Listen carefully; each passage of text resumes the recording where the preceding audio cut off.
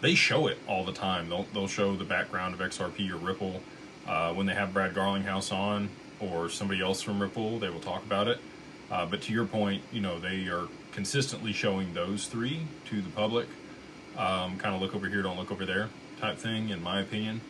I'll say this too. So you guys probably have seen the Wolf of Wall Street, Jordan Belfort.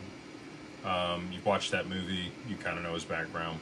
So I got to see Jordan Belfort speak in front of a large conference in 2021. It was an NFT conference that we went to. And he almost said XRP. He listed a bunch of other stuff and then said X, and then he went on to something else. Like he was told not to say it or something. They talked about Terra Luna at that conference and UST and how great it was, and I'm like, this is not going to work out good. And sure enough, 3 months later, it imploded. Which luckily the people that I was with, I think, got them to stay away from it, which was, they were like, thank you, because I was going to put a bunch of money in it. But anyway, when he spoke, he omitted it. There's been a few other people that I've seen kind of pivot.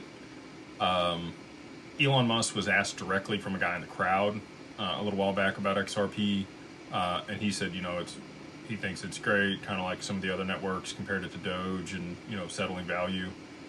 He hasn't explicitly come out himself unprompted and stated that, but I do think that Elon will come out and talk about XRP. You've got X payments. I think X payments probably end up on Hyperledger, though.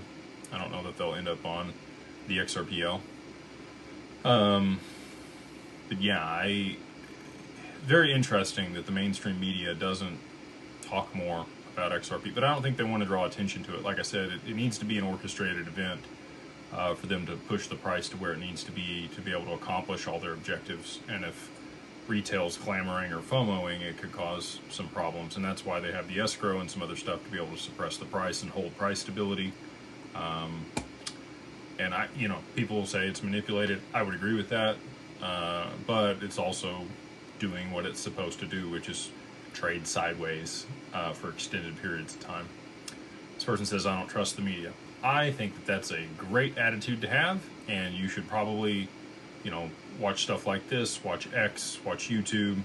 I get the majority of my news information over there from X and Twitter.